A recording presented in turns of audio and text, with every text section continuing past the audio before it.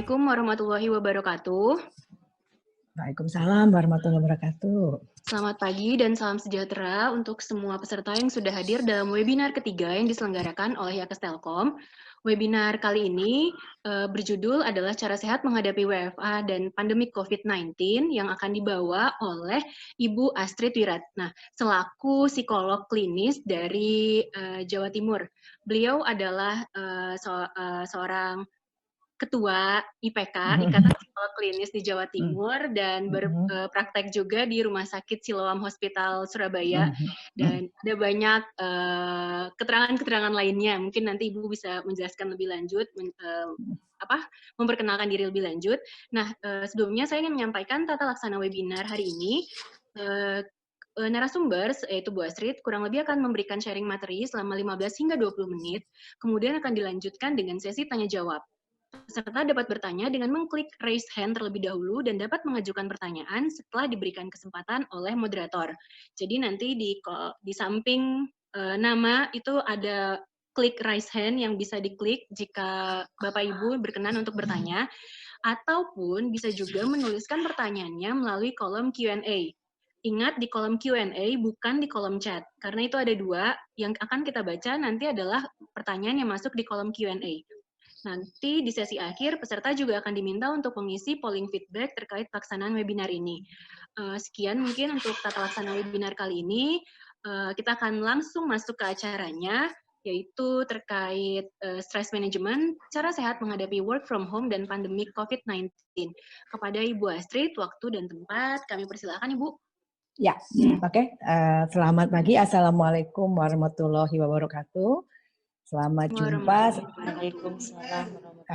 Ya, saya dengar ada sekitar 40 orang ya Bu Ami ya.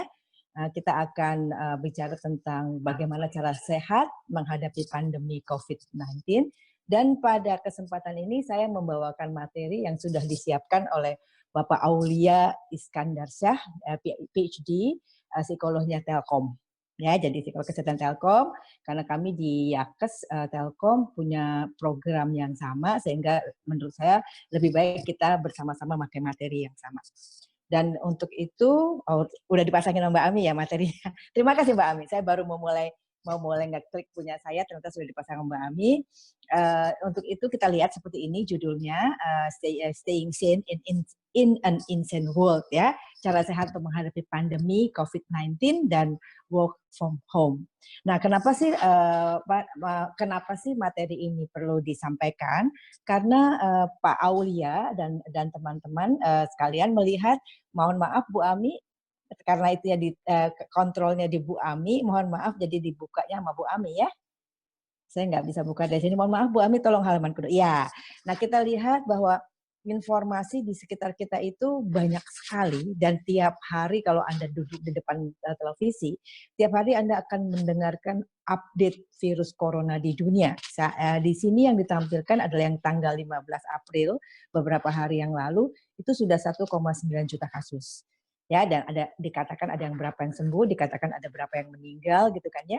Itu semua disampaikan. Kemudian kalau di Indonesia ada yang diduga, ada yang dalam perawatan kan gitu ya. Kita dengar tiap hari. Nah, ini informasi semacam ini kalau kita dengar tiap hari itu pasti mempengaruhi kita. Dan ini secara psikologis mempengaruhi bagaimana Anda mengambil keputusan, dan bahkan kemudian mempengaruhi rasa cemas Anda sendiri. Ya, kita buka, mari kita lihat work from home itu kayaknya idenya romantis gitu kan ya. Wah, seneng deh kita bisa kerja di rumah. Mungkin bayangan kita tadinya seperti yang di gambar ini, seperti itu. Kenyataannya kemudian kita bisa hanya pakai sarung, bikin di dapur, masak barangkali. Kemudian karena bisa ada teknologi, kita bisa sambil melakukan segala hal untuk bekerja. Seperti sekarang ini ya, mungkin kita cuma duduk di kursi dan tidak perlu berpakaian rapi seperti kalau ke kantor, karena yang kelihatan kan cuma atasnya doang kan gitu ya. Maka antara yang dibayangkan sama realitas menjadi beda. Kemudian kalau lihat gambar yang di sebelah kanan, bahkan kabarnya ibu-ibu itu menjadi lebih galak katanya ya. Karena dia sehari-hari kan biasanya kerja relatif sendirian. Semua orang kan pergi ke kantor, semua orang kan pergi ke sekolah. Tapi pada saat semua ada di rumah, ternyata semua itu punya kebutuhannya sendiri. Maka rumah kan jadi ribut. Maka ada teman-teman yang bilang ternyata ibu rumah tangga berubah menjadi sangat galak di zaman work from home ini karena mereka jadi pusing katanya ya. Banyak teman perempuan yang mengatakan stres jadi lebih tinggi. Itu kenyataannya kita lihat. Nah, berkaitan sama itu, kemudian kita akan lihat berikutnya, kita akan lihat apa sih sebetulnya stres itu. Belakangan ini kata-kata itu menjadi sangat populer. Wah, stresku jadi lebih tinggi gitu ya. Nah, apa sih stres itu? Sebetulnya per definisi, stres adalah respon adaptif terhadap situasi yang dianggap menantang atau mengancam kesejahteraan seseorang. Nah, kayak sekarang ini situasi COVID Corona ini mengancam banyak orang karena banyak orang takut kan gitu ya. Nah, pada dasarnya sebetulnya stres sendiri ada dua, ada eustress, ada distress. Jadi ada yang bersifat sehat positif atau konstruktif itu namanya eustress, dan ada yang bersifat distress, bersifat tidak sehat negatif dan destruktif. Nah, sekarang ini kebanyakannya bersifat destruktif tadi, orang jadi takut gitu kan ya. Nah, sebetulnya stres ini apakah jadi eustress atau distress itu sangat terpengaruh oleh bagaimana cara kita berpikir. Kalau peristiwanya sendiri sih netral, ya semua peristiwa itu netral.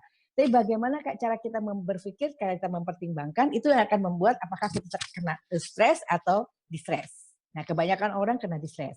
Nah, penyebabnya apa sih gitu ya? Setiap kondisi lingkungan akan memberikan tuntutan otomatis, gitu kan ya, baik secara fisik atau emosional pada individu otomatis. Nah, kemudian tadi saya katakan cara orang berespon itu kan tergantung dirinya sendiri. Nah, perbedaan reaksinya terhadap stres ini tergantung pada beda ambang batasnya. Misalnya, ada orang yang gampang banget kena stres, tapi ada orang yang lebih tangguh, gitu ya.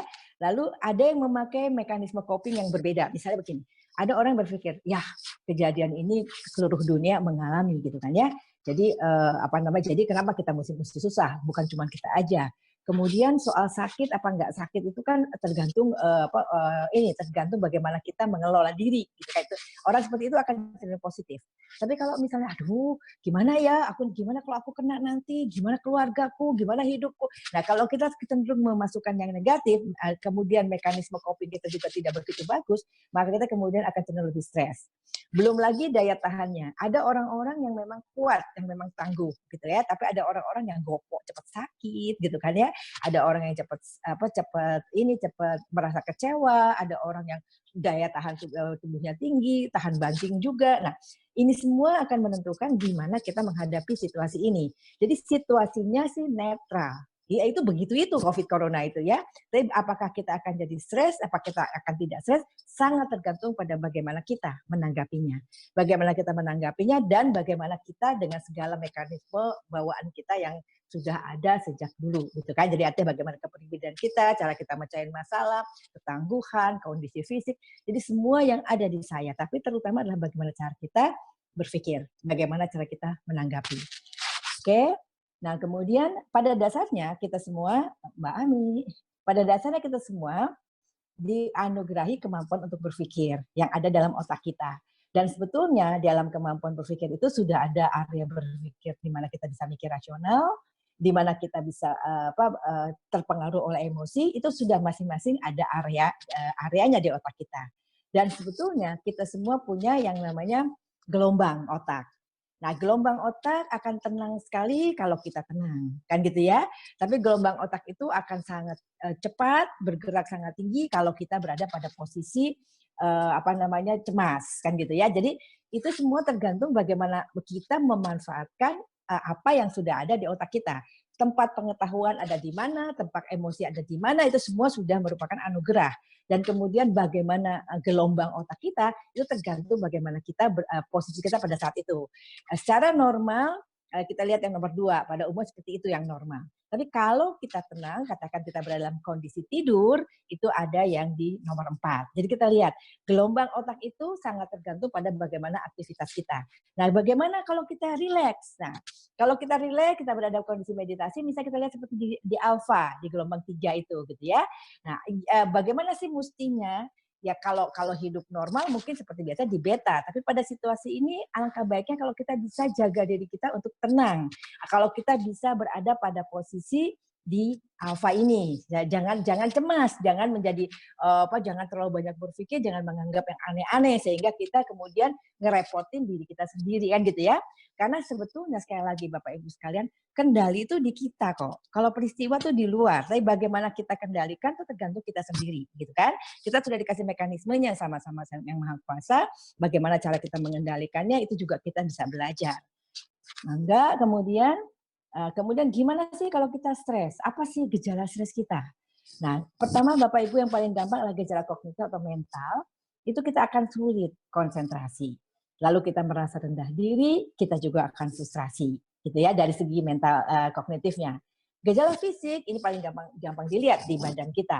Kita cepat lelah, ya, kita punya panas di area dada, berkeringat lebih, pegel, otot sendi, daya tahan tubuh menurun.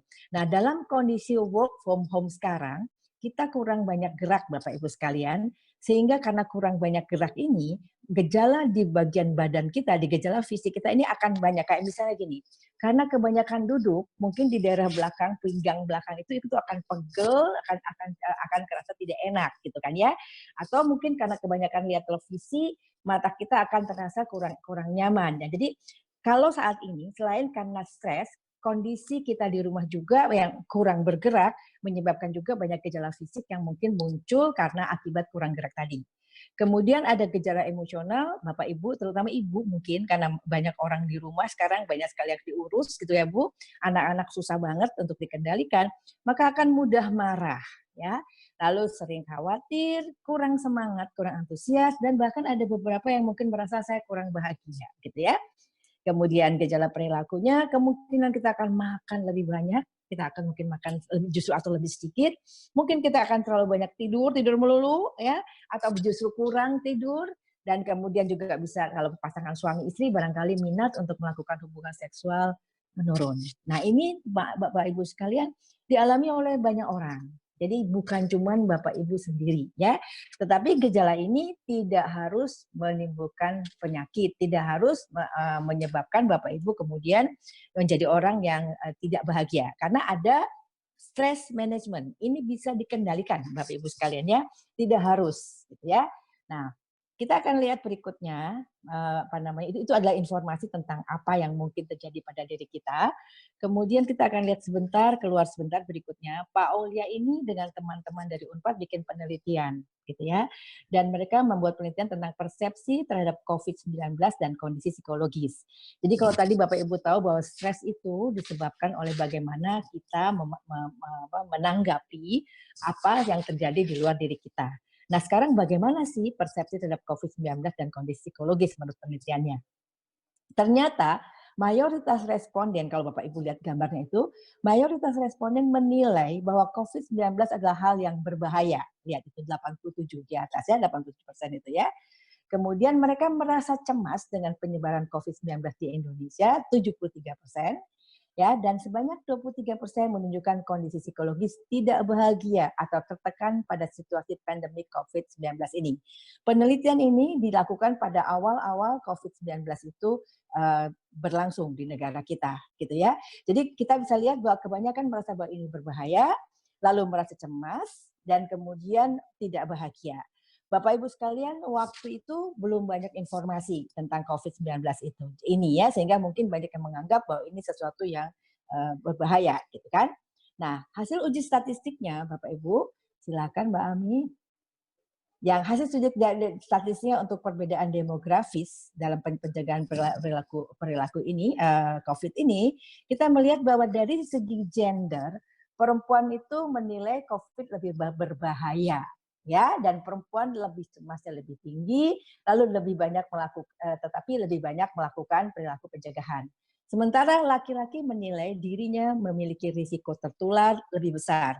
Itu masuk akal Bapak Ibu ya, karena laki-laki itu kebanyakan kan bekerja di luar, walaupun perempuan juga ada. Tapi mungkin kebanyakan dari kalau ngomong gender mungkin lebih banyak yang laki-laki. Kemudian untuk wilayah, orang yang tinggal di DKI, Banten dan Jawa Barat merasa tingkat kecemasannya lebih tinggi karena mungkin lebih banyak orang di situ kan, dan memang data statistik menunjukkan memang lebih tinggi di daerah mereka. Menilai risiko tertular lebih besar dan lebih banyak melakukan perilaku pencegahan. Banyak sih teman-teman saya di Jakarta yang tanya, kenapa ya di Jawa Timur kok nggak begitu besar, nggak begitu tinggi seperti di Jakarta? Ya mungkin karena Jakarta kegiatannya banyak sekali, orangnya juga banyak sekali gitu ya. Kemudian pekerjaan, orang yang berpotensi sebagai buruh itu memiliki kecemasan lebih tinggi, ya, menilai dirinya memiliki risiko tertular lebih dan merasa tidak bahagia atau tertekan dan memiliki jumlah akses dan informasi yang lebih rendah dibandingkan profesi lainnya. Nah, jadi ada kemungkinan karena informasi ini lebih rendah aksesnya, kemudian mereka jadi merasa lebih khawatir, kan gitu ya. Sementara dari segi pendidikan, orang yang memiliki pendidikan sekolah dasar menengah memiliki akses informasi yang lebih rendah, ya, maka merasa tidak bahagia atau tertekan dibanding dengan orang dengan tingkat pendidikan lebih tinggi. Nah, Bapak Ibu sekalian, sekali lagi ini penelitian diadakan waktu awal COVID baru masuk. Jadi mungkin banyak sekali orang yang belum paham waktu itu. Tapi sekarang ini kita punya kesempatan untuk lebih tahu lebih banyak, mungkin bahkan terlalu banyak gitu ya. Oke, kemudian faktor yang berpengaruh terhadap kondisi psikologis masih berkaitan dengan penelitian ini, ya hasil online survei terhadap 3.688 responden di Indonesia, ini baru dilakukan waktu COVID baru masuk. Ternyata ada kecemasan ya yang mempengaruhi, ada persepsi bahaya, persepsi risiko dan bahagia ini yang ditemukan ya. Nah, faktor yang meningkatkan kecemasan ini ya karena jumlah dan frekuensi akses informasi. Jadi Bapak Ibu kalau lihat ini kalau nggak mau terlalu cemas nggak usah dengerin lah gitu kan ya, nggak semuanya benar soalnya kan, dengerin dari sumber yang resmi gitu kan. Sementara faktor yang menurunkan informasi mengenai pengobatan dan screening, melakukan perilaku pencegahan dan melakukan olahraga rutin. Nah, jadi kalau tidak mau cemas, mari kemudian kita lihat keberhasilannya, berapa yang sembuh, apa yang sudah dilakukan. Jadi lihatlah yang positif-positif gitu kan ya. Nah, kemudian tentang persepsi bahaya, faktor yang meningkatkan jumlah dan frekuensi akses informasi. Lalu informasi mengenai dampak yang terinfeksi. Sementara faktor yang menurunkan, informasi mengenai pengobatan, informasi mengenai melakukan perilaku pencegahan, kan gitu ya.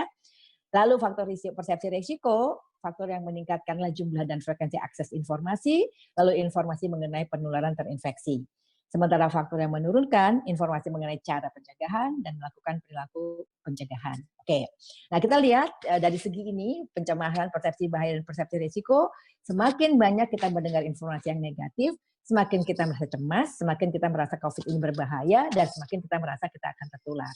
Nah, sementara kebalikannya, kalau kita mendengarkan bagaimana itu pengobatan bagaimana orang-orang itu bisa sembuh, bagaimana kita olahraga itu akan mempengaruhi, mungkin sekarang juga bagaimana kalau kita bisa menjaga jarak kita dengan social distancing itu penurunannya akan lebih penularannya akan lebih rendah, itu juga akan membuat kita merasa bahwa persepsi bahaya atau risiko akan berkurang.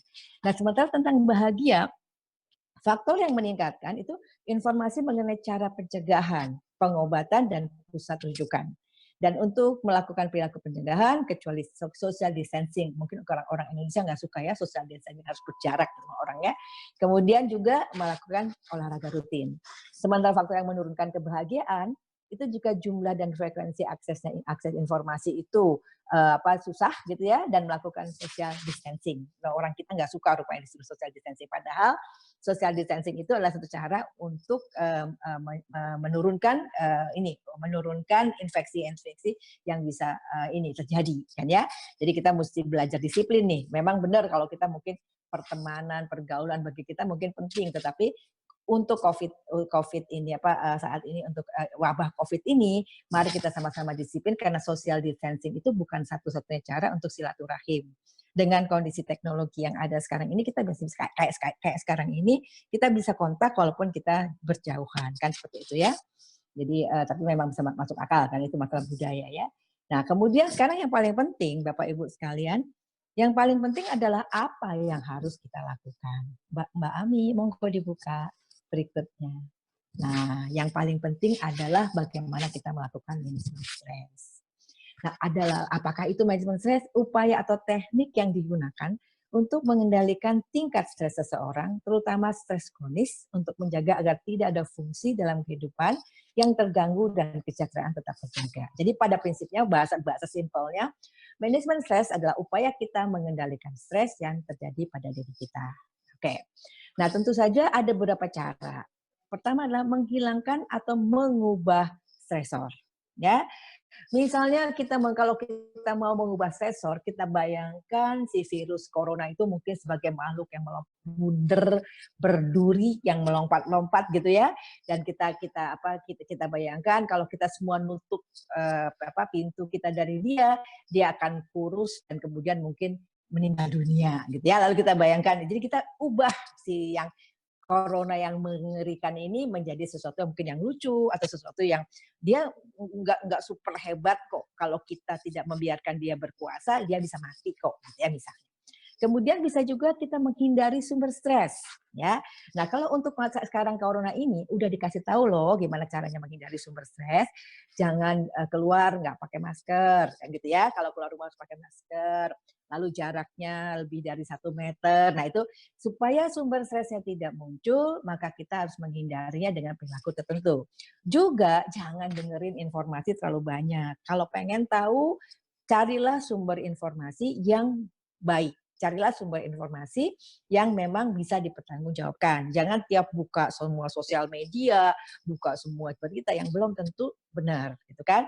Kalau bisa, Bapak Ibu, kalau untuk menghindari sumber stres ini, batasi. Misalnya katakan, aku cuma pengen dengar udah sampai mana corona ini tiap pagi dari sumber yang resmi. Lalu tiap malam, 2 kali aja 1 hari, aku dengar tentang masalah corona ini. Di luar itu aku nggak mau dengar, aku tidak akan mengikuti informasi apa-apa. Aku hanya akan dengar pagi dan malam atau sore gitu, karena perkembangan itu akan pasti dilaporkan pada pagi hari dan malam hari. Misalnya seperti itu, gitu ya. Nah, kemudian mengubah persepsi terhadap sumber stres, gitu kan ya. Nah, bagaimana persepsi kita corona ini sesuatu yang mengerikan. Tapi setelah kita dengar, kita dapat informasi, enggak juga sih, ini cuma semacam flu, tapi memang flu ganas, gitu ya. Kita bisa kok mengatur perilaku supaya kita enggak ketularan, gitu kan. Jadi dia tidak semengerikan yang saya tahu sebelumnya. Setelah saya tahu, saya baca, saya dengar, saya lihat juga banyak yang sembuh, dan tidak. Jadi kita tambah informasi yang bagus, yang positif, yang membuat kita menjadi tidak terlalu takut lagi, gitu ya. Kemudian mengendalikan konsekuensi dari stres ini. Apa sih konsekuensi dari corona ini? Kita tertular. Nah, bagaimana caranya supaya kita tidak tertular? Ya, kemudian banyak orang menjadi sakit. Bagaimana caranya supaya orang nggak jadi sakit? Apa yang bisa aku kontribusikan supaya si corona ini tidak berjaya? Nah, salah satunya oke, diam di rumah deh, biar kita nggak jadi orang yang ketularan atau menularkan orang lain. Pada saat ini semua pahlawan adalah orang yang bersedia mengorbankan diri untuk tinggal di rumah, kan gitu ya. Maka kita bisa semakin banyak yang berpendapat, ayo kita tinggal di rumah, semakin banyak kita kompak tinggal di rumah, maka konsekuensi dari stres ini juga semakin kita bisa hindari, gitu ya, karena sumbernya kita hindari. Nah, kemudian kita bisa menerima dukungan sosial. Jika masalah sudah terlalu berat dan mulai mengganggu hidup hari-hari, gimana sih dukungan sosial? WA teman-teman mungkin, telepon barangkali, ngomong lewat Zoom barangkali. Kita cerita, kita curhat apa yang kita hadapi. Kayak misalnya gini, ada seorang teman yang curhat sama saya karena katanya ternyata selama ini karena dia nggak pernah di rumah, dia nggak pernah tahu bahwa 2 anak remajanya itu berkelahi terus. Katanya ternyata 2 anak remaja itu berkelahi terus. Jadi aku stres gitu ya, dia cerita gitu kan. Nah, sampai dia cerita di Zoom, dia cerita, dia ekspresikan, anak-anaknya juga kadang nongol gitu kan. Maka kemudian akhirnya ketegangan itu malah bisa menjadi situasi yang membuat mereka jadi ketawa-ketawa gitu kan, karena menjadi konyol, mereka merasa konyol sebagai keluarga kok selama ini ternyata tidak saling mengenal. Nah, bisa gitu ya. Karena kenapa bisa begitu? Karena dengan cerita ke orang lain, kemudian orang lain juga bercerita, maka kita kemudian oh kita nggak sendirian gitu kan. Lalu juga mungkin dari cerita orang lain kita bisa mendapatkan aspek positif yang sebelumnya tidak pernah kita lihat, kan gitu ya, yang sebelumnya nggak pernah kita rasakan. Nah, seperti itu tentang apa yang dapat dilakukan. Nah, kemudian bagaimana sih cara mengendalikan stres atau kecemasan terkait COVID-19 ini yang spesifik untuk COVID-19? Pertama tentu lakukan langkah-langkah preventif sesuai dengan anjuran ahli kesehatan dan pemerintah. Cuci tangan, jaga kebersihan lingkungan, social distancing, ya artinya di rumah aja, gitu kan ya. Nah, kemudian Pilih informasi yang tepat dan sumber yang terpercaya. Jadi nggak usah semua dilihat, nggak usah semua dibaca, nggak usah semua ditelan. Lalu batasi waktu Anda mencari informasi itu ya. Misalnya hanya 1 sampai 3 kali dalam sehari, gitu kan? Ini social media distancing. Nggak usahlah selalu buka sosial medianya. Walaupun ada teman yang bilang bahwa sekarang sahabat karib tuh malah ini katanya sosial media ya. Ya hati-hati aja, jangan baca-baca yang bikin kamu stres, jangan baca-baca yang bikin kamu jadi takut gitu kan.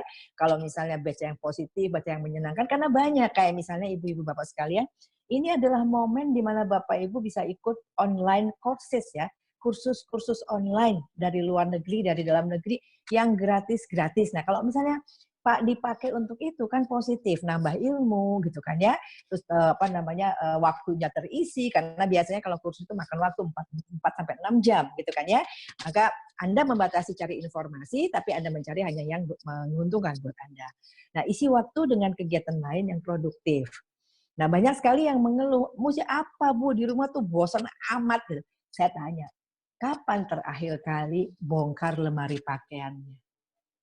Walah, iya ya udah lama banget. Nah, coba dikeluarin tuh 2 hari tuh. Karena biasanya kalau ngeluarin isi lemari pakaian, kemudian nanti kayak efek domino, nyambung kemana-mana gitu kan. Mulainya cuma niat bersihin lemari doang, tapi setelah isinya keluar ternyata bisa nyambung kemana-mana. Anda bisa ngabisin 3 hari hanya untuk bersihin lemari saja, gitu ya. Itu adalah kegiatan yang produktif. Lalu apa lagi? Hobi. Mungkin ada hobi yang selama ini nggak sempat. Katakan barangkali yang hobi baca, lihat tuh bukunya numpuk udah bertahun-tahun nggak pernah dibaca, beli aja gitu kan ya. Mungkin masih ada yang dalam plastik belum dibuka gitu kan, misalnya buku. Atau belajar mungkin hobi baru, nanam tanaman kayak ngurus ikan kayak menggambar, banyak hal yang bisa dikerjakan dan berkreasilah bersama-sama dengan seluruh keluarga. Bahkan barangkali masak bareng-bareng dengan seluruh keluarga, macam-macam.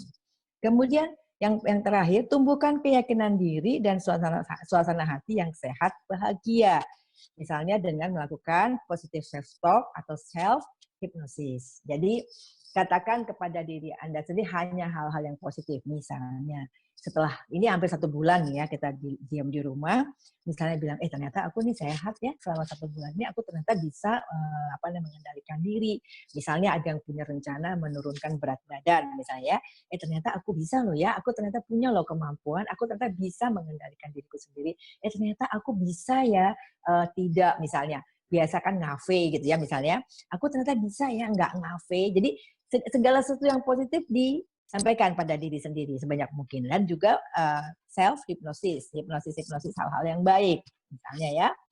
Oke, kemudian berikutnya mari kita lihat gimana sih cara kita mengendalikan stres terkait work from home. Ini menjadi problem buat banyak orang saat ini ya. Mari kita buat rutinitas baru. Bagaimana kita mengatur siklus tidur, bangun, kerja, dan istirahat yang baru. Baru-baru ini ada diskusi tentang matahari itu kalau moyan, kalau jemuran itu paling pantas tuh jam berapa ya. Ada seorang dokter yang bilang paling bagus jam 10 karena itu energinya paling rendah gitu kan ya. Tapi dokter lain bilang jam 8 gitu kan ya. Dokter yang lain bilang untuk orang tua jam 9, kalau untuk yang muda boleh jam 10 dan seterusnya. Pokoknya banyak sekali diskusi. Nah, berdasarkan matahari yang ingin dipakai untuk moyan tadi, barangkali kita bisa ngatur kapan enaknya bangun. Kalau misalnya biasa setelah sholat subuh untuk yang Islam, sholat subuh lalu jalan kaki, kalau sekarang setelah sholat subuh jalan kaki nggak ketemu matahari gitu kan, karena mataharinya baru keluar mungkin jam 6, setengah 7 kan gitu. Maka barangkali waktu tidurnya mesti diatur mengikuti keinginan untuk olahraga ketemu matahari, misalnya begitu. Bersama-sama dengan seluruh keluarga, kan ya, gitu bangun dan istirahatnya. Kemudian mari buat perencanaan aktivitas harian. Struktur tugas apa yang pengen dikerjain, bikinlah daftar semua pekerjaan. Saya sendiri sudah ngerasain 1 bulan penuh di rumah. Dan saya merasakan justru malah sibuk terus ya, malah saya merasa kerjaan nggak habis-habisnya gitu kan ya, ada aja justru pekerjaan itu ya, dari yang dulu nggak pernah kelihatan. Nah, kalau sampai misalnya saya nggak punya kerjaan, pasti belum mulai itu, pasti belum mulai gitu kan ya. Ayo silakan lihat rumahnya, banyak hal yang masih bisa dikerjakan di rumah itu. Ya, kemudian mari kerjasama dan berbagi peran, berbagi tugas rumah dan pekerjaan. Biasanya mungkin yang masak ibu terus. Gimana kalau sekarang bareng-bareng masak, bikin makanan-makanan yang bisa dimakan bareng-bareng. Kayak misalnya di halaman rumah ada daun kelor barangkali ya. Terus selama ini nggak pernah, terus dengar informasi daun kelor sehat loh, dan enak loh buat dibikin apa namanya sayur bening ya. Misalnya ayo bareng-bareng bikin, dicobain sekali-sekali gimana kalau anaknya yang masak, nanti ibu dan bapaknya kerjain yang lain. Bareng seluruh keluarga, mungkin seumur hidup belum pernah mengalami situasi di mana semua orang ada di rumah dan semua orang bisa berbagi tugas, gitu ya. Lalu tentu sama-sama berpikir positif kalau bisa ya, artinya ini pasti akan lewat. Memang kita nggak tahu berapa lama, tapi ini pasti akan lewat, ini pasti akan berakhir dan kita akan baik-baik saja. Kemudian mari kita berbagi dengan orang lain, sharing metode kerja yang baik ya. Gimana mungkin selama ini masak yang paling oke gimana, yang paling efisien bersihin rumah bagaimana, best practice dari teman-teman kita yang selama ini mungkin kita nggak pernah tahu tukar-tukar informasi ya tentang nggak tahu macam-macam lah yang bisa dikerjain di rumah barangkali yang berkaitan langsung sama ngurus anak, parenting barangkali yang kaitan sama masak, barangkali kaitan sama mengelola rumah gitu kan ya dan macam-macam. Selalu saya kok percaya dengan adanya kondisi seperti ini kita diberi kesempatan untuk menggali apa sih yang sebetulnya masih kita bisa bagikan sebagai manusia. Kemudian tetap menjaga komunikasi secara proporsional. Ada informasi bahwa gara-gara tinggal di rumah ini maka keluarga kan ketemu tiap saat, justru terjadi banyak pertengkaran. Nah, saya bilang pertengkaran itu bisa positif loh, jangan dianggap negatif loh ya. Dalam bertengkar itu orang bisa menyampaikan apa yang selama ini jadi unek-uneknya. Jadi mari jadikan kesempatan duduk bersama untuk dengarkan, gitu kan ya. Untuk duduk bersama, untuk mendengarkan dan untuk menyelesaikan bersama-sama. Kalau sehari-hari mungkin nggak ada kesempatan karena semua orang sibuk. Tapi ini kesempatan untuk sama-sama duduk dan berbicara, menjaga komunikasi secara proporsional. Artinya kita tetap harus bicara menurut aturannya ya. Ada porsinya, ada etikanya. Bagaimana yang sebaiknya dilakukan. Tetapi ini kesempatan untuk saling berkomunikasi. Itu tentang ini. Kemudian Bapak Ibu sekalian, tadi kita disampaikan bahwa ada hal yang bisa Bapak Ibu lakukan untuk membantu agar masuk ke situasi alfa. Ya, kalau masih ingat tadi, gelombang otak itu tenang di situasi alfa. Kalau Bapak Ibu ingin rileks, ingin santai, ada latihan untuk relaksasi, latihan untuk self hypnosis yang bisa kita lakukan sama-sama ya. Dan latihan ini makin rutin Bapak Ibu lakukan, makin berdaya guna, makin bermanfaat buat Bapak Ibu sekalian. Nah, mari kita lihat yang pertama tentang hal penting dalam self hypnosis atau positive self talk. Yang pertama dulu. Ayo kita lihat ya. Yang pertama adalah the unconscious mind, pikiran bawah sadar, itu tidak memproses kalimat negatif. Jadi nggak bisa dia ngomong saya tidak akan sakit. Ya, tetapi kita bilang saya akan sehat. Nah, kalau unconscious mind hanya kenal kata-kata positif. Ya, maka nyatakan sugesti dalam bentuk kalimat aktif dan saat ini. Saya merasa sehat sempurna. Oke. Kemudian yang paling penting, Anda mesti percaya dan yakin dengan apa yang Anda ucapkan. Itu yang paling penting. Otak kita itu tidak bisa membedakan apa yang ada dalam imajinasi dengan apa yang kita lakukan. Maka kalau Anda mengucapkan sesuatu dengan yakin, bagi otak kita itu sama, apakah imajinasi atau dilakukan. Gitu kan ya. Nah, fokus pada satu hal dalam satu sesi. Misal, sesi ini fokus untuk meningkatkan imunitas tubuh. Oke, kita akan mulai sesuatu latihan. Bapak Ibu pilih sendiri, cari fokusnya. Bapak Ibu mau bilang apa sama diri sendiri. Apakah saya ingin meningkatkan imunitas tubuh, atau saya ingin bahagia, atau saya akan sehat, atau saya sehat sempurna, atau saya baik-baik saja, apapun.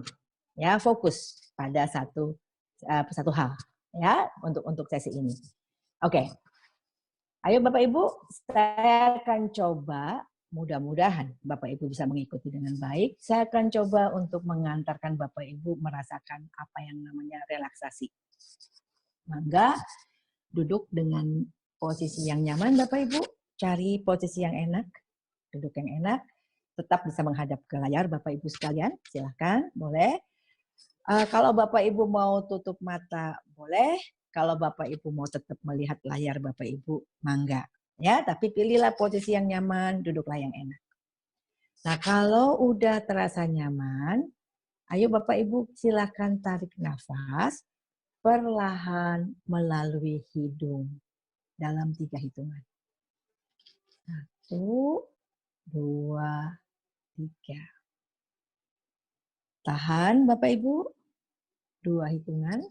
1, 2. Kemudian hembuskan perlahan melalui mulut 3 hitungan. 1, 2, 3. Sekarang Bapak Ibu konsentrasi pada aliran udara yang masuk dan keluarkan. Ya, tadi udah coba tuh ya. Dengan kayak tadi itu, tariknya pelan-pelan 1 sampai 3, tahannya 2, lepasin 3. Gitu ya Bapak Ibu ya. Sekarang konsentrasi pada aliran udara yang masuk dan keluarkan. Oke. Tarik nafas kembali pelan-pelan melalui hidung. 1, 2, 3. Tahan. 1, 2. Hembuskan pelan melalui mulut. 1, 2, 3. Bapak Ibu rasakan kenyamanannya. Dari setiap tarikan udara dan hembusan udara, tubuh Bapak Ibu akan lebih rileks, akan lebih nyaman. Ayo kita ulangi lagi prosedur di atas 5 kali. Oke. Tarik nafas panjang, pelan melalui hidung. 1, 2, 3. Tahan. 1, 2. Hembuskan perlahan melalui mulut. 1, 2, 3. Fokus di aliran udaranya Bapak Ibu ya yang keluar masuk. Oke. Tarik lagi.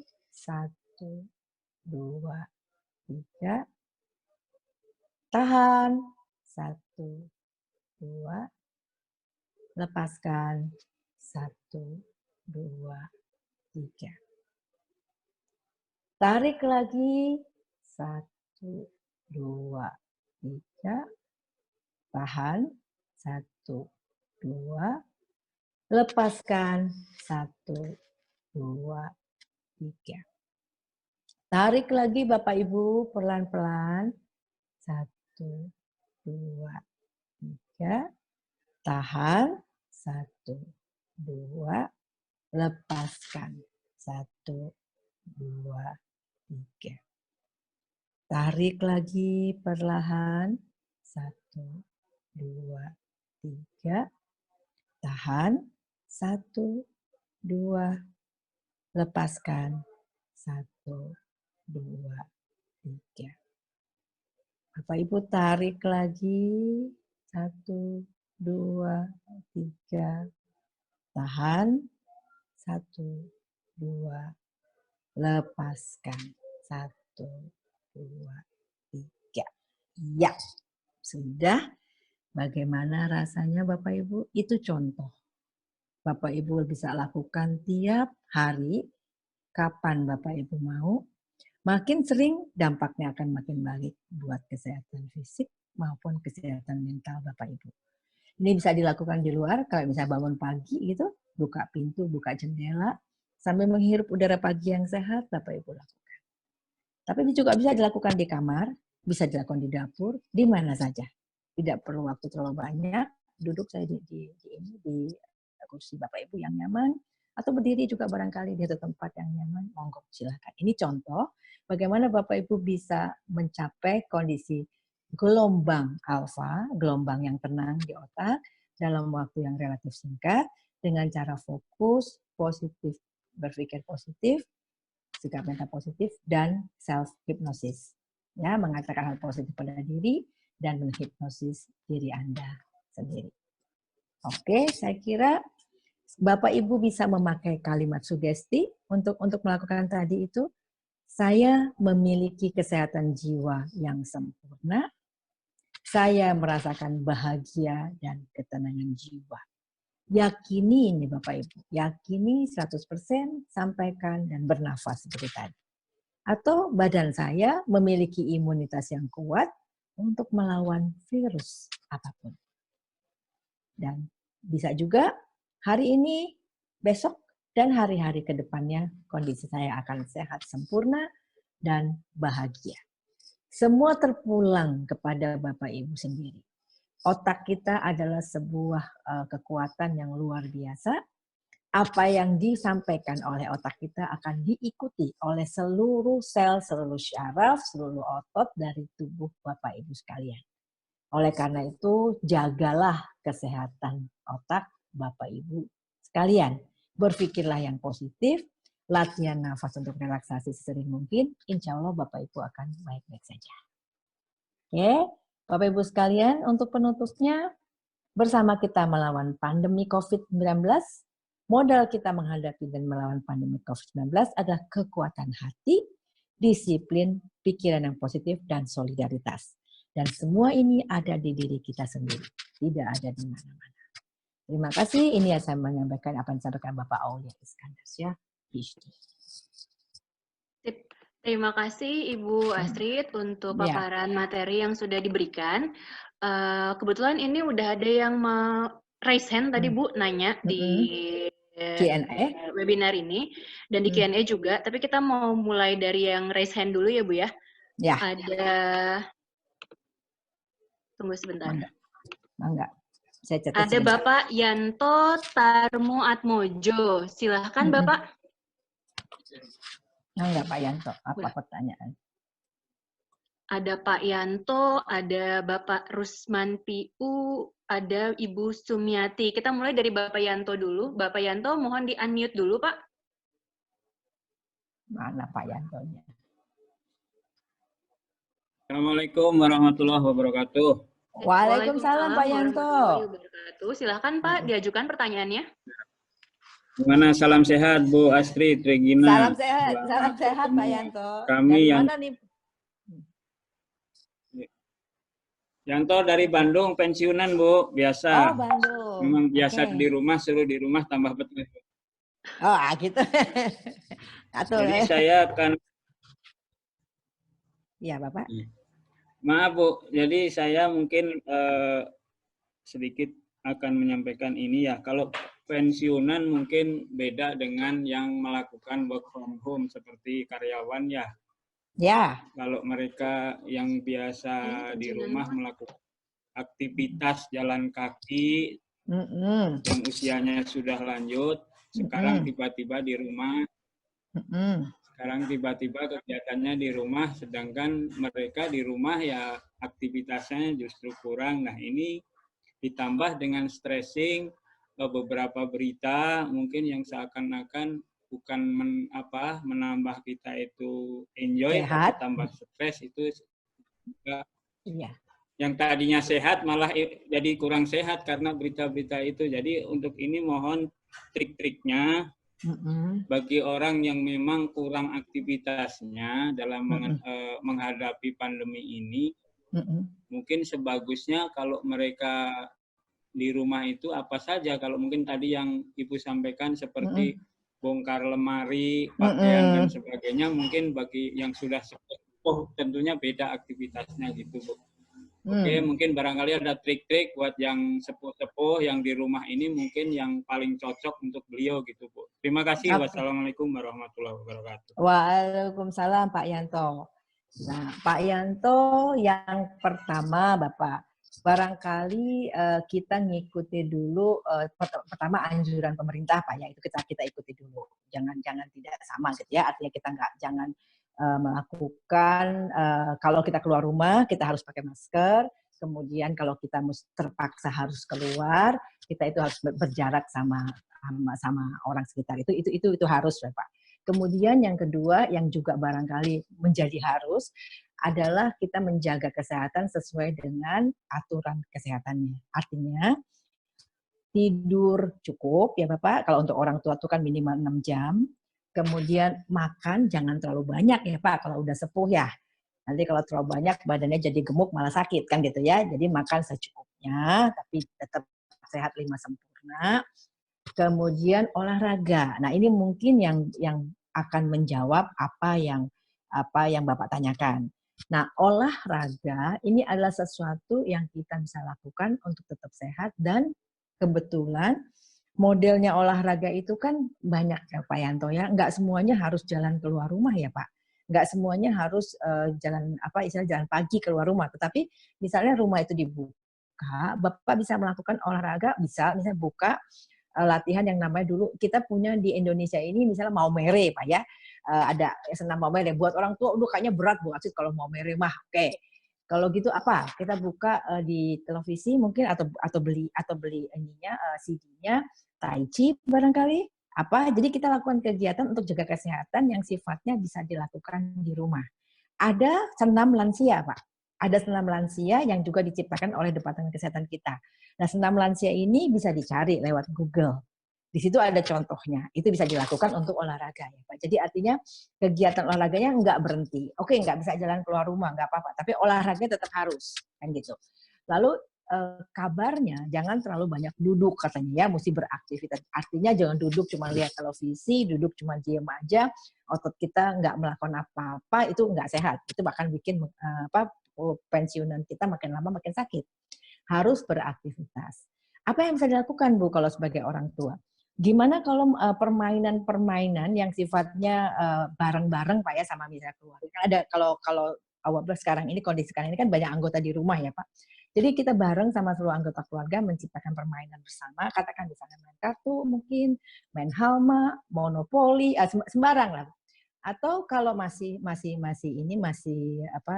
punya kemauan buat membaca, bisa baca bareng-bareng, lalu kita bisa saling cerita gitu di antara anggota keluarga. Dan biasanya lansia apalagi pensiunan itu punya banyak cerita kehidupan yang bisa dibagikan kan Pak. Jadi dongeng sama teman-teman, sama saudara-saudara, sama cucu, jadi melakukan kegiatan mendongeng bersama-sama. Kemudian apalagi yang bisa dilakukan di rumah sebagai lansia gitu kan ya. Apakah masih bisa membaca koran? Nggak bisa Bu, matanya udah nggak bisa. Oke, denger radio barangkali bisa, tapi jangan denger yang COVID. Denger musik mungkin ya, sandiwara radio sekarang juga banyak sekali kan. Sandiwara radio, televisi juga banyak yang menampilkan acara yang bagus, jangan yang menakutkan. Nah, artinya Pak kalau mau dipakai satu kata, mau nggak mau, suka nggak suka, kita mesti kreatif, tetapi dengan tetap memperhatikan apa yang kita masih bisa. Kan gitu ya. Kegiatan itu kalau diciptakan banyak. Tapi kalau kita bilang nggak ada, ya nggak ada. Gitu kan. Jadi bareng-bareng apa yang masih bisa kita lakukan sama-sama. Yang jelas olahraganya mesti, tidurnya mesti cukup, makannya jalan seperti bisa harus cukup dan sehat gitu ya Pak. Di luar itu waktu yang masih ada berkegiatan. Nah, kegiatan yang bisa dilakukan bersama dengan anggota keluarga yang cocok untuk lansia, apa misalnya bercerita tadi misalnya, apa misalnya mungkin bapak-bapak sama cucu-cucu mungkin bermain bersama yang sifatnya masih bisa dilakukan oleh lansia gitu ya. Lalu barangkali kita minta cucu kita yang bercerita barangkali. Kemudian kalau misalnya ada yang masih sanggup membaca, bisa membaca, mungkin baca buku baru, kemudian sama-sama mendiskusikan dengan anggota keluarga kan gitu ya Pak. Jadi menurut saya kemampuan kita tuh tidak terbatas untuk mencari sebetulnya kegiatan apa yang masih bisa kita kerjakan. Bahkan kalau punya sedikit aja halaman, bisa nanam, bisa kita mungkin tanam tanaman obat keluarga barangkali ya. Kita bisa tanam empon-empon dekat rumah gitu kan barangkali karena halamannya kecil. Kalau yang halamannya besar mungkin bisa tanam tanaman yang lebih besar. Jadi artinya mulai kegiatan berkebun. Bunga juga misalnya bisa, dan itu nunggu memasukkan bibit ke dalam tempat sampai akhirnya tumbuh, itu sebuah kegiatan yang mengasihkan kan gitu Pak ya. Atau misalnya ada di depan rumah saya nih Pak, ada pensiunan, dia ini minta cucunya belikan ikan, lalu dia bikin sendiri akuarium. Nah, karena dia sudah lansia, bikin akuariumnya nggak bisa cepat, Pak ya. Jadi dia perlu berapa hari untuk akhirnya akuariumnya jadi. Nah, pada saat si akuarium itu jadi, baru dia minta cucunya carikan ikan. Sekarang ini kami saja para tetangganya senang, Pak ya, ngelihat akuariumnya itu dia pasang, dia taruh di ini, di apa namanya, di garasi, sehingga kita semua bisa ikut lihat, ikut menikmati. Nggak usah keluar rumah, saya cukup keluar ngelihat dari teras saya, kelihatan akuariumnya. Dan Bapak ini jadi sangat asik gitu, Pak ya, melihara akuarium. Jadi artinya ini contoh gitu. Dia sudah pensiunan, bahkan dia di kursi roda ya, Pak. Dan dia bisa bikin kegiatan yang akhirnya bikin seluruh keluarga pun jadi senang. Lah cucu-cucunya juga jadi nambahin ikan satu gitu kan, yang dia bawa yang kuning, ntar ada yang bawa yang apa. Dan si kakek mencoba menjaga supaya akuarium ini tetap hidup. Itu contohnya, Pak. Jadi artinya banyak kok yang bisa dilakukan. Contoh kreatifnya banyak sekali kalau kita memang bersedia gitu loh Pak Yanto. Jadi jangan berhenti dan menganggap bahwa kalau sudah lansia, kalau sudah pensiunan, kegiatan nggak ada gitu. Karena kita udah punya keterbatasan. Karena jalan pagi bukan satu-satunya kegiatan yang kita bisa lakukan. Banyak yang lain yang bisa kita lakukan. Bahkan olahraga yang menyehatkan pun bisa banyak yang kita bisa pilih tanpa harus keluar dari rumah. Gitu loh Pak Yanto kurang lebih. Mudah-mudahan menjawab apa yang Bapak harapkan. Terima kasih Pak. Oke, terima kasih Bu Astrid. Salam sehat. Ya. Terima kasih Pak Yanto. Salam sehat Bapak, hatur nuhun. Tambahannya mungkin Pak Yanto, nanti hari Rabu kemungkinan jadwalnya kita nanti adalah ini aja webinar. Ibu moderator, materinya di-share. Siap Pak, nanti materi akan di-share ke email yang diregistrasikan. Dan sedikit informasi, hari Rabu nanti juga kita ada webinar terkait pola aktivitas Pak. Mungkin nanti Bapak bisa ikut bergabung juga untuk menanyakan lebih lanjut terkait aktivitas fisik yang bisa dilakukan di rumah. Oke, selanjutnya kita... Oke, makasih Bu. Makasih Pak Yanto. Yuk, Waalaikumsalam. Terima kasih Pak Yanto. Kita lanjut ke Bapak Rusman Piu. Silahkan Bapak di-unmute dulu Pak Rusman. Halo Pak Rusman. Halo Pak Rusman, di-unmute dulu Pak. Halo Bapak.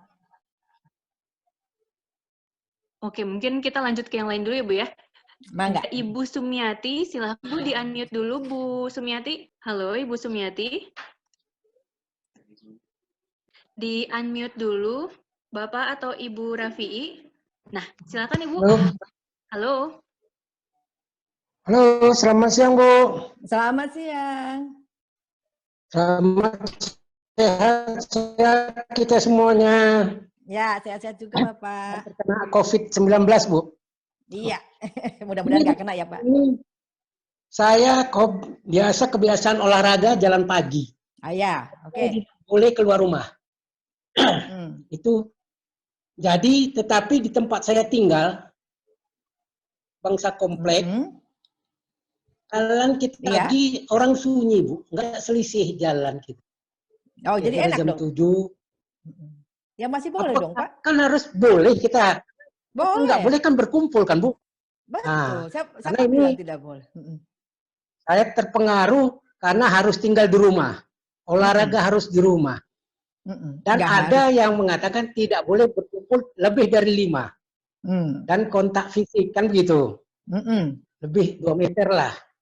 Ya. Nah itu sama saya. Udah tuh yang kedua, yang bingung saya sebagai agama Islam, peraturannya berbeda-beda sehingga membuat stres.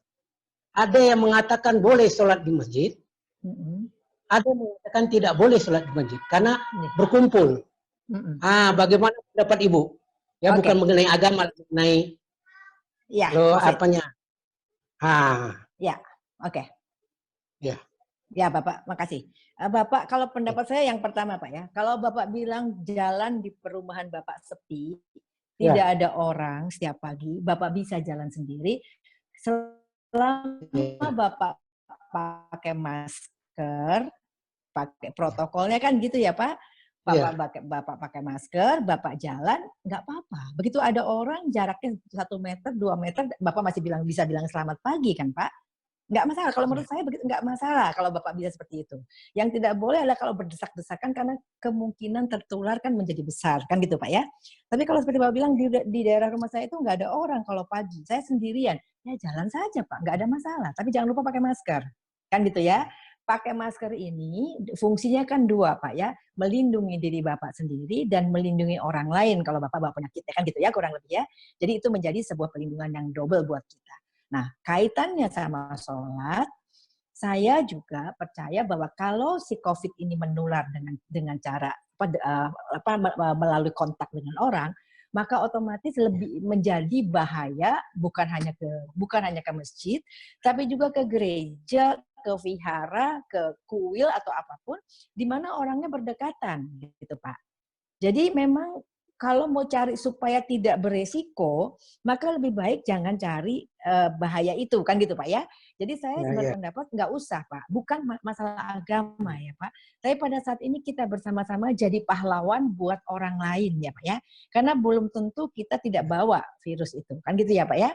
Belum tentu kita tidak jadi sumber. Maka bukan masalah agama, tapi masalah karena si COVID ini bisa menyerang dari kontak.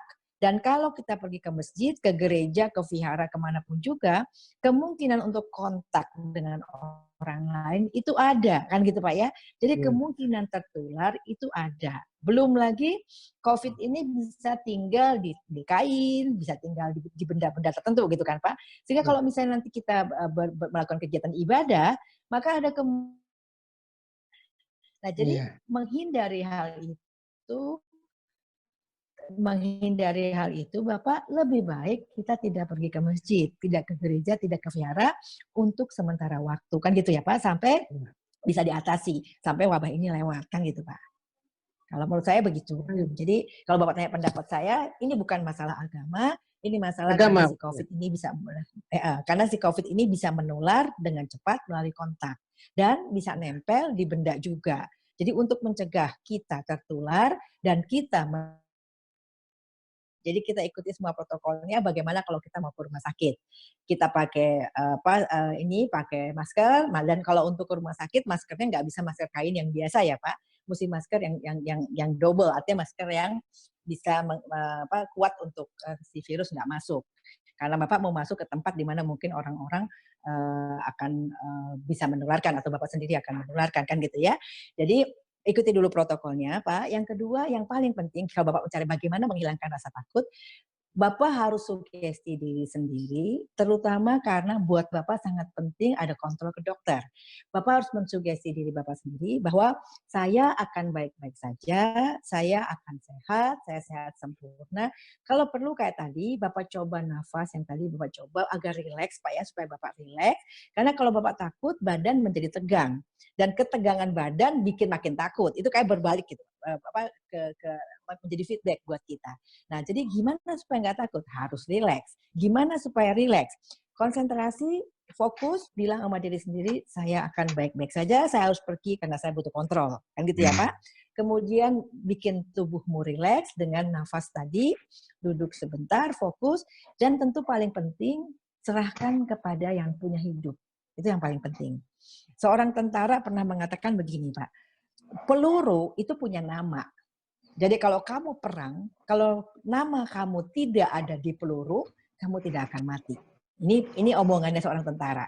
Jadi artinya kita mesti percaya bahwa kehidupan, kematian itu ada di tangan yang punya hidup, kan gitu. Itu adalah kekuatan spiritual. Nah, jadi tadi Bapak sugesti, saya akan baik-baik saja, saya harus pergi ke dokter karena saya mesti kontrol, Bapak bikin diri Bapak rileks. Kemudian yang terakhir, spiritualitas. Mati hidup itu di tangannya, bukan di tangan saya. Gitu Bapak ya, insya Allah ya. Karena takut adalah pikiran sendiri. Rasa takut dicipta-ciptakan sendiri. Nah, supaya nggak takut, hanya diri yang bisa bantu. Ya kan gitu kan? Bapak baca bahwa kalau tidak kesenggol, tidak kontak langsung, kalau kita pakai protokol, insya Allah kita akan baik-baik saja. Selanjutnya hidup diserahkan kepada yang punya hidup. Gitu loh Pak Karyawan. Tidak seorang pun bisa tahu kapan kita mau sakit, kapan kita mau mati, kan gitu ya Pak. Dan kita hanya harus yakin kita akan baik-baik saja. Karena nggak bisa kita lihat ke depan, sedetik ke depan pun kita nggak tahu. Jadi juga harus ada keyakinan terhadap sesuatu yang diciptakan oleh yang punya hidup, bukan hanya pada apa yang kelihatan depan mata. Menurut saya seperti itu Pak Karyawan. Dan ini masalah bukan hanya fisik, tapi juga spiritual kalau buat Pak Karyawan. Bagaimana? Cukup lah, Bu Amin. Insya Allah cukup itu Bu, Cukup. karena Ya. pertanyaan dari ini kita nggak bisa nanya feedbacknya lagi.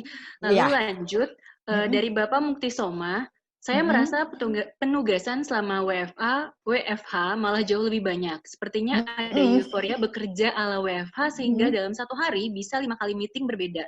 Tiap tim yang berbeda juga. Jadi ada macam penyakit yang diakibatkan oleh duduk terlalu lama. Mau sempatkan senam di sela-sela rapat, jadwalnya padat sekali. Ini saya belum dapat ini pertanyaannya sih Bu, tapi mungkin kayaknya berkaitan dengan bagaimana mengelola waktu di sela rapat itu Ibu. Ya, oke.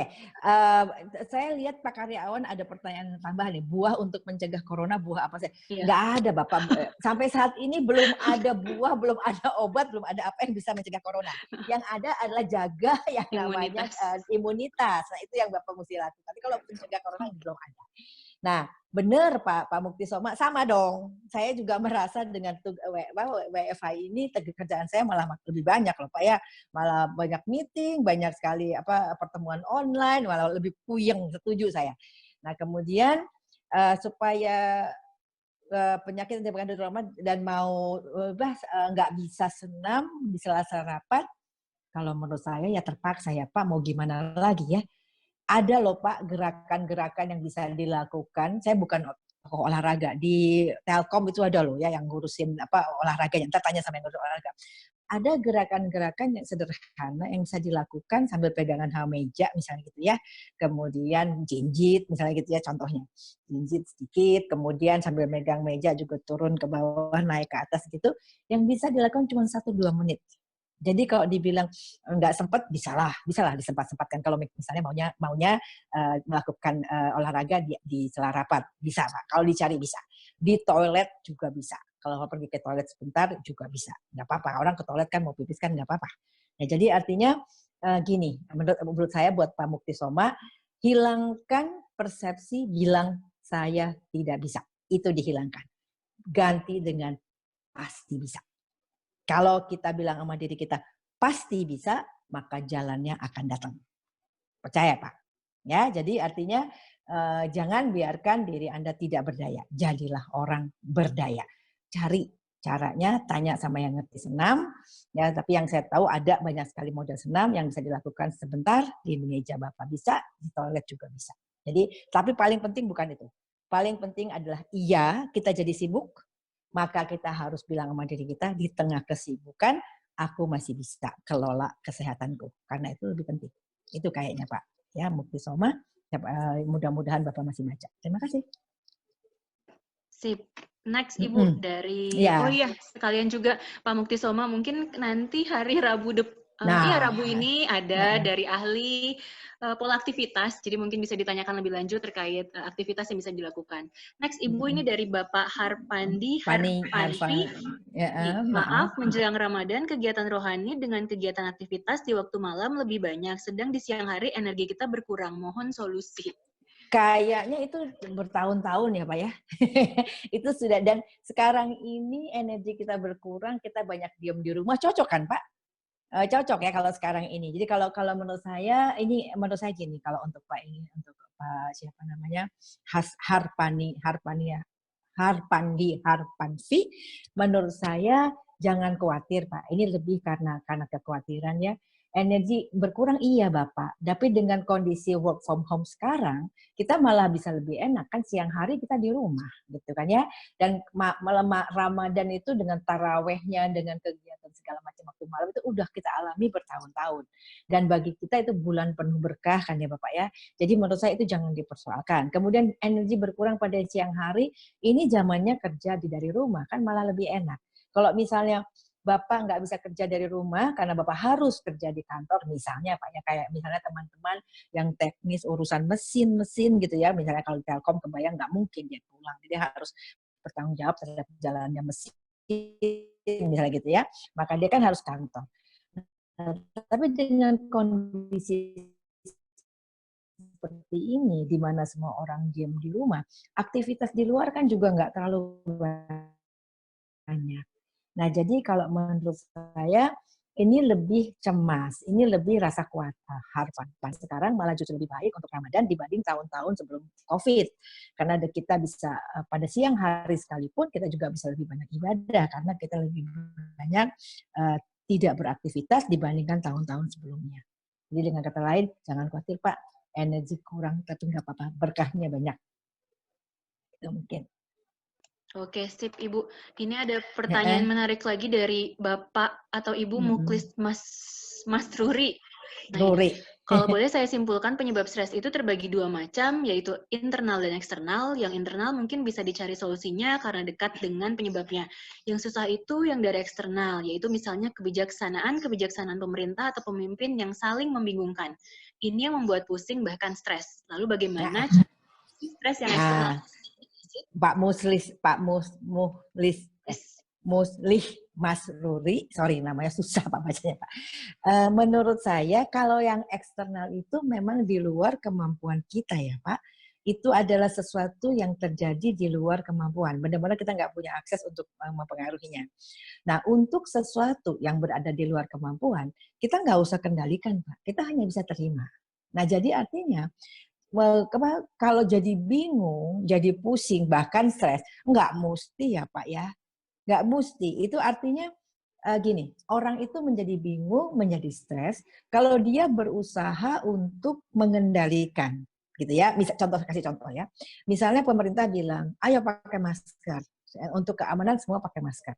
Lalu saya bilang gini, kok mesti pakai masker ya, kok repot sih pakai masker, aku kan kepanasan, aku nggak bisa kenapa ya gitu ya. Saya ngelawan.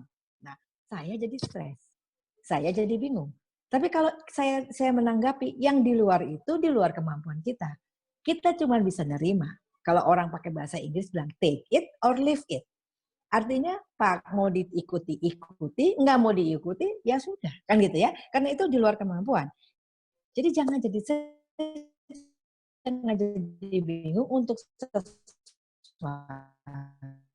yang Pak nggak bisa kendalikan. Itu sederhana Pak. Di dalam dunia saya, kadang-kadang ada orang yang datang sama saya bilang gini, Bu, gimana ya cara ngerubah suami saya? Saya bilang, Bu, percuma. Dia tuh suami di luar ibu. Nggak bisa. Ibu cuma bisa menghimbau. Ibu tidak bisa merubah dia. Nah, itu contoh ya Pak. Sesuatu yang eksternal, kita nggak bisa apa-apa. Kita hanya bisa terima. Atau kalau kata orang bule, take it or leave it. Ambil atau buang. Nggak bisa apa-apa. Nah, jadi jangan stres, Pak. Ya, jangan stres, jangan dipikir. Udah, biarin aja. Kalau bisa diikuti, alhamdulillah. Kalau nggak sanggup mengikuti, ya udah. Tetapi apapun harus berani nanggung resikonya. Kalau misalnya nggak mau ngikutin pakai masker, kalau nanti kena penyakit, salahnya. Kan gitu kan? Kalau mau ikutin pakai masker, aku jadi kepanasan, aku jadi, ya sudah, terima. Gitu kan? Karena itu sesuatu yang berada di luar kemampuan kita. Itu menurut saya, Pak. Oke. Oke, Ibu. Kita lanjut lagi dari Bapak Didik Haryanto. Terhadap orang yang ODP, cara apa yang tepat kita berikan untuk support kepada orang tersebut supaya yang bersangkutan bisa tenang? Iya, ya. Kalau menurut saya sih sama dengan cara kita mensupport semua orang yang sakit apapun, gitu ya. Artinya kalau ODP kan orang dalam pemantauan, jadi kan belum tentu ya. Nah, jadi kalau orang yang belum tentu kan 50-50 kita bisa bilang, ya mungkin kasih informasi positif. Virus corona itu tidak seseram yang kamu bayangkan. Penyakit ini flu yang menularnya cepat, tetapi banyak sekali orang yang bisa sembuh. Orang yang tidak sembuh, kalau kita belajar data, itu adalah orang-orang yang sudah punya penyakit sebelumnya atau orang yang sudah usia lanjut. Gitu kan ya. Jadi kamu ini kan baru diduga ODP dalam pemantauan. Belum tentu kamu kena. Tapi kalaupun kamu kena, kamu nih masih muda, misalnya gitu kan ya, atau kamu nih nggak punya penyakit. Jadi cara memberikan untuk support itu ambil hal positif yang paling cocok sama orangnya untuk dibesarkan hatinya, kan gitu ya. Karena ODP pasti pertanyaan dia adalah saya kena apa enggak. Nah jadi kita sampaikan saja yang positif-positif. Kalaupun sampai kena, kita sampaikan untuk yang bersangkutan barangkali tidak akan terlalu parah dengan mengambil informasi yang Anda tahu. Jadi dukung dia dengan informasi bahwa tidak semengerikan yang kamu bayangkan. Gitu. Ibu, sebentar Ibu Ami, itu tentang untuk Pak Didi Haryanto. Di atas ini saya baca Pak Karyawan juga bilang untuk jemur badan jam 10. Iya, Ibu. Untuk bunuh virus. Tapi panas sekali, katanya takut gosong. Nanti kalau jemur badan sekitar jam 9 dan 8 ada manfaat. Ada Bapak. Zaman saya kecil itu kalau yang namanya moyan itu jam 8, setengah 9 kok Pak. Ada. Jam 10 itu yang energinya paling besar, tapi gelombangnya paling pendek, katanya gitu. Jadi efektif 15 menit cukup. Tapi kalau misalnya jam 8, jam 7 gitu jalan-jalan, ya barangkali lebih lama kan nggak apa-apa. Manfaatnya ada Pak. Matahari itu adalah salah satu obat, salah satu sumber sehat. Jadi pasti ada manfaatnya. Kalau takut gosong ya setengah 8, jam 7, setengah 8 bisa kok. Jangan khawatir, ada manfaatnya. Oke, tadi yang berkaitan sama pendukungan itu udah ya Bu ya? Bu Ami? Oh iya, udah. Udah yang ya? tadi udah Ibu. Ini sekarang ada dari 2 pertanyaan terakhir, berarti dari pertama Ibu Anekesari. Bu Astrid mohon share ide untuk bermain dengan anak usia 3 tahun agar merasa happy selama di rumah aja, nggak keluar main ke mall gitu Ibu. Iya. Ini untuk anaknya. Oke. Kalau menurut saya ini kesempatan Ibu buat anak 3 tahun itu Bu ya, Bu Anekesari. Anak umur 3 tahun itu anak yang paling dalam usia yang paling menarik karena mereka sedang membangun yang namanya ego, keakuan. Jadi karena keakuannya sedang dibangun, rasa ingin tahu mereka tuh lagi tinggi-tingginya ya, dan mereka juga lagi baru mulai belajar bahasa ya. Sehingga ibu akan punya banyak kesempatan untuk ngembangin segala macam. Mulai dari hal yang sifatnya untuk keakuannya, jadi yang sifatnya moral, ibu ngajarin hal-hal yang sifatnya etika ya, jadi yang ini nggak boleh, yang itu boleh. Ibu bisa ajarin yang sifatnya kayak makan gimana caranya juga, self management, mandi gimana, kemudian tidur bagaimana, lalu kemudian kalau bahasa juga dia bisa belajar ngomong yang benar. Nah itu semua yang bisa. Nah sehingga kalau ide bermain Bu, waduh banyak sekali Bu.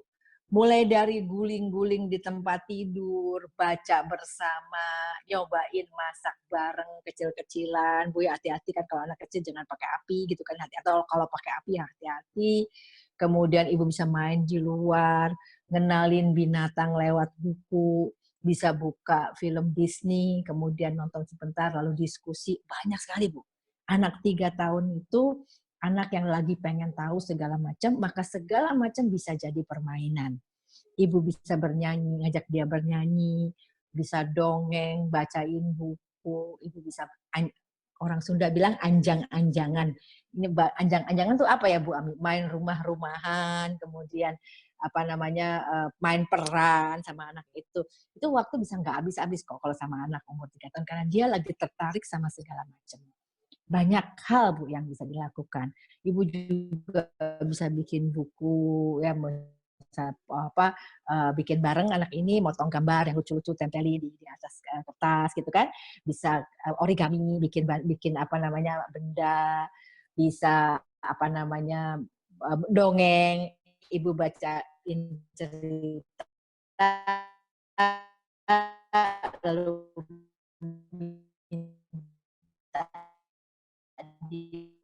cerita Bali. Banyak banget Bu Anekesari. Ini kesempatan ibu untuk berkreasi. Prinsipnya apapun bisa jadi kesempatan bermain buat anakmu yang umur 3 tahun.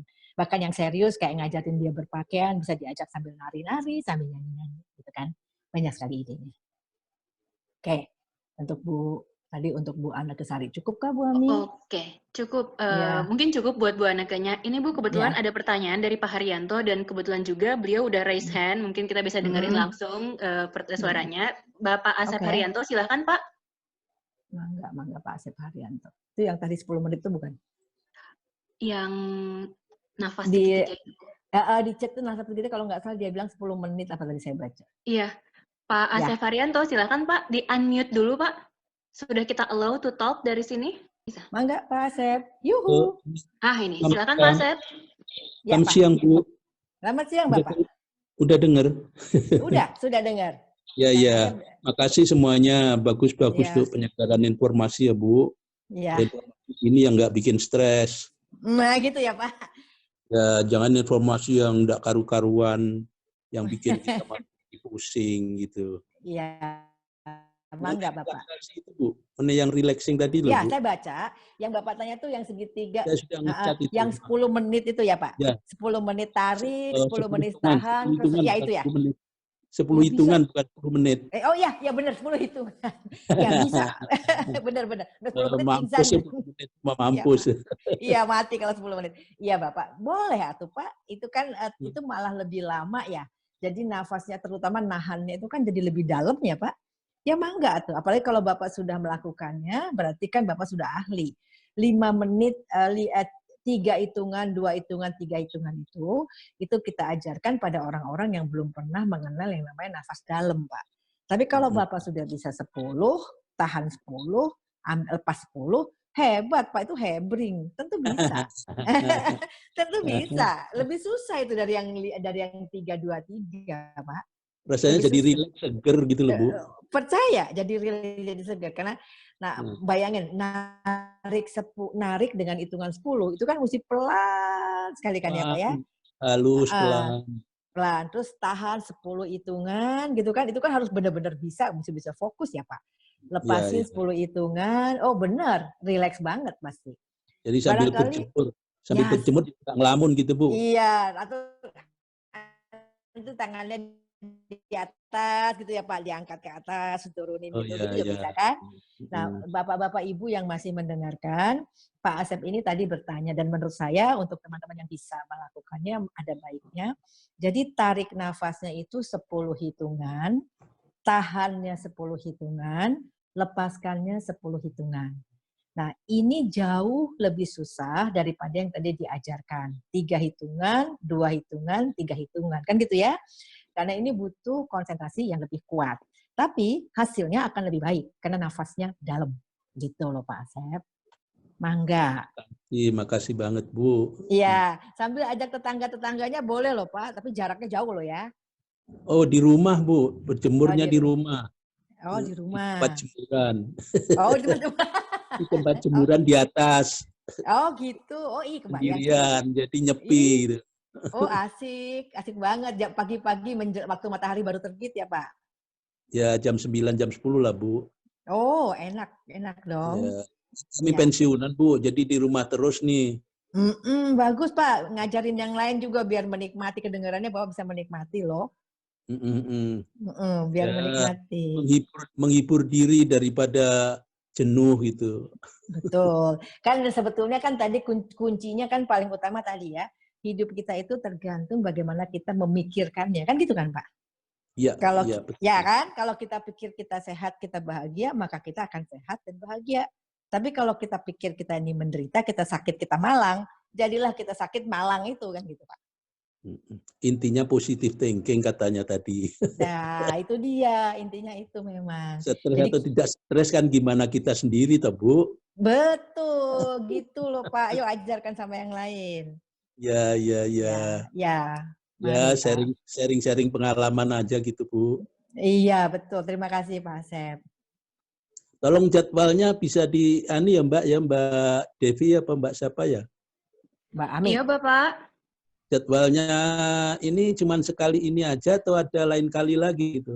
Kebetulan untuk bulan April ini kita masih ada 3 agenda lain Pak, hari Selasa, Rabu, dan Selasa depannya. Itu dengan narasumber yang berbeda. Nanti tinggal ditunggu informasi lebih lanjutnya lagi Pak. Pakai Zoom juga terus ya? Iya Bapak, pakai Zoom.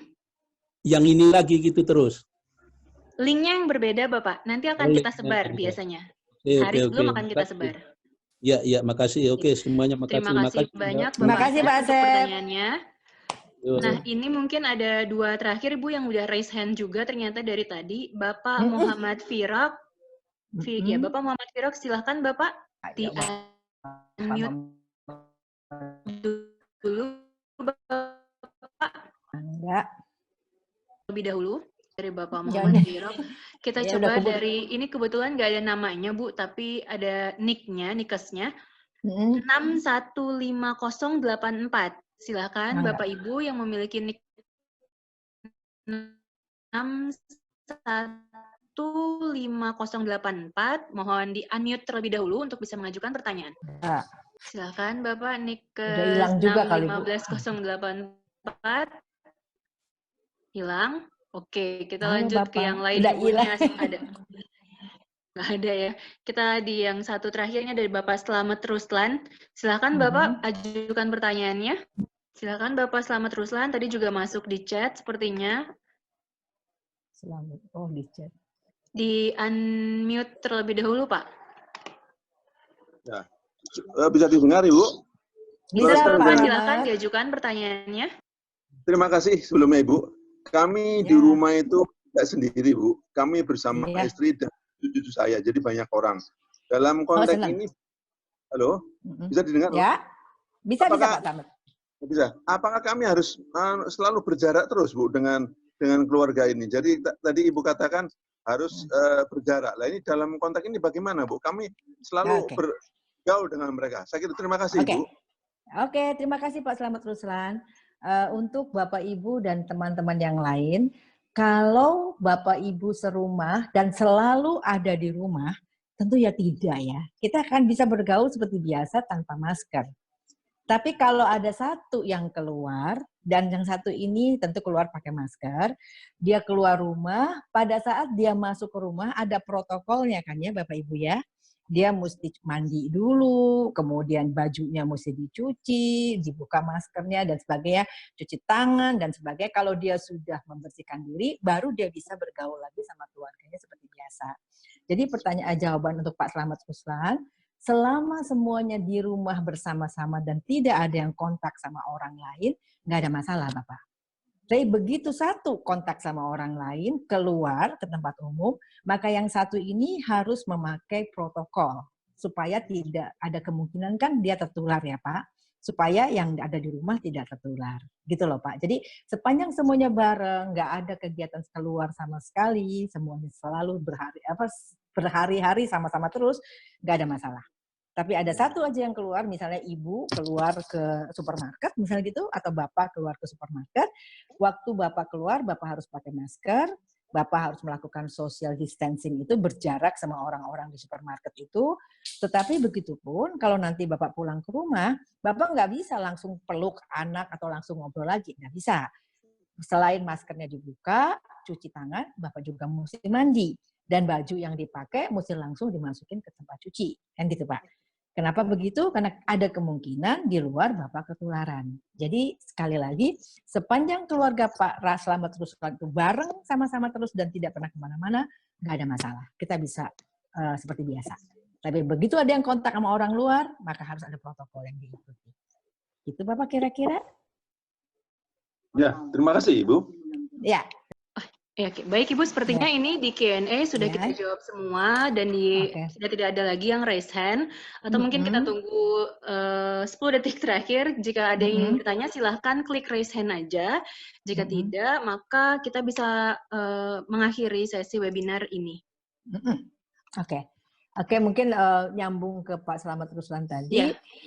Mungkin saya akan bilang sama semua teman-teman, COVID-19 ini bukan sesuatu yang mengerikan gitu ya, tetapi sesuatu yang kita belum biasa saja menghadapinya. Barangkali pada kesempatan ini saya ingin menyampaikan bahwa di Jepang penularan itu tidak begitu banyak dibandingkan negara lain karena orang-orang Jepang terbiasa social distancing. Mereka biasa kalau ketemu orang kan tidak peluk-pelukan gitu ya, tapi berjarak. Mereka biasa kalau keluar orang yang flu dia akan tutup pakai masker gitu kan ya. Mereka terbiasa untuk menjaga kebersihan, cuci tangan dan sebagainya itu udah biasa. Sehingga penularan di sana kurang dibandingin negara lain. Nah, kita di sini menjadi repot, menjadi bingung karena kita sangat tidak terbiasa dengan semua protokol itu. Nah, jadi bagaimana kalau kita mempersepsikannya begini, teman-teman sekalian ya. Kesempatan kita kena COVID-19 ini adalah kesempatan kita untuk mengubah kebiasaan-kebiasaan kita menjadi lebih positif. Jadi setelah COVID-19 ini lewat, kita mungkin akan terbiasa cuci tangan, kita akan terbiasa untuk menjaga jarak sama orang, kita akan terbiasa memperhatikan kebersihan diri kita sendiri, sehingga ini adalah momen di mana kita akan belajar. Nah, sepanjang keluarga itu bersama-sama dan tidak ada yang ada kontak sama keluar, maka kemudian tidak akan ada masalah. Jadi jangan dianggap bahwa si virus terbang ngelewatin jendela kita gitu, enggak gitu kan. Tapi kalau kita tidak melakukan protokolnya, nah ini baru akan jadi masalah. Itu barangkali yang perlu ditanamkan. Nah, ibu-ibu yang mungkin pergi belanja ke tukang sayur di depan rumah, juga jangan menganggap bahwa tukang sayur pasti akan sehat, akan bersih, tetangga semua sehat dan bersih. Jangan menganggap seperti itu. Begitu keluar rumah, pakailah masker. Dan jagalah dirimu sendiri, jagalah orang lain. Karena kalau ibu pakai masker, ibu tidak tertular, atau bapak pakai masker, bapak tidak tertular, dan tidak akan menularkan orang yang ada di dalam rumah, orang-orang yang kita cintai di rumah. Jadi sekali lagi kalau menurut saya, pada momen ini, mari kita positifkan, kita semua belajar perilaku baru untuk mendisiplinkan diri sendiri, untuk jaga kebersihan, untuk jaga orang lain. Saya kira kalau ini yang kita ambil, kita semua akan dalam tanda kutip ya mungkin berbahagia, kita semua akan melewatinya dengan tenang. Ini hanya perubahan perilaku. Dan Allah barangkali punya cara, karena barangkali kita sebagai manusia sulit banget diatur kali ya. Nah, sehingga dengan dikasih virus ini, kita semua akan belajar untuk tertib, belajar untuk bersih, belajar untuk memikirkan orang lain, belajar untuk sama-sama menjaga hidup kita. Saya kira begitu. Jadi mari kita ambil positifnya saja. Sekali lagi Bapak Ibu sekalian, stres itu hanya terjadi kalau kita mengizinkan diri kita stres. Kalau kita memikirkan, kalau kita mengambil makna yang negatif. Tapi stres akan hilang kalau kita tidak izinkan. Kalau kita bilang sama diri kita akan baik-baik saja, kita sehat sempurna, ini adalah sesuatu kejadian yang terjadi pada semua orang, dan kita hanya punya tugas untuk mengatur perilaku supaya kita tidak termasuk dalam kelompok orang yang terinfeksi. Saya kira begitu, terima kasih. Oke, Ibu. Mungkin nanti terakhir masih ada satu pertanyaan lagi, Bu, dari Bu Lestari. Tapi sebelumnya kita minta para peserta untuk mengisi polling terlebih dahulu yang sudah keluar di layar laptop atau gadget Ya, masing-masing. Bu Ami. Mohon untuk diisi terlebih dahulu. Ada polling dulu, Ibu. Polling feedback dari pelaksanaan webinar ini. Gitu. Mangga. Ya. Silakan diisi, Bapak Ibu. Belum bisa pamit ya? Belum. Masih ada satu lagi pertanyaan juga, Ibu. Oke. Di mana? Enggak ya? Tadi sih di ini ya, Ibunya. Di chat? Ibu Lestari tadi, Oh, Ibu Lestari mah nanyanya soal ini, Bu, blast email itu, bukan? Tapi habis itu Ibunya raise hand lagi, nanti kita tunggu ya, Bu ya. Kalau misalnya habis polling nggak ada, berarti udah bisa kita tutup. Silakan Bapak Ibu, mohon diisi. Oh iya, mungkin yang sudah angkat tangan tapi tidak tahu cara untuk unmute, Mbak, mungkin nanti bisa diinfokan ke yang sudah angkat. Oh ini Mbak, ini teknis. Kayaknya Mbak Ami. Ya Ibu, ini sekalian Bu, baru masuk Ibu Lestari Wiono-nya. Monggo sambil ngisi polling juga sambil mengajukan pertanyaan. Ibu Lestari, silakan. Mangga Bu. Oh, Bapak Lestari. Bapak Lestari, oke. Mohon maaf Bapak, silakan Bapak Lestari Wiono. Kenapa Pak? Halo Bu. Bapak. Bu, mau tanya, saya kan di rumah hanya berdua. Halo. Ya Pak. Bapak cuma berdua. Ya, sekali itu ada bibi yang datang. Oke. Untuk bantu bersih-bersih itu. Nah, kira-kira prosedur atau protapnya dalam kondisi COVID seperti ini tuh gimana ya? Terima kasih.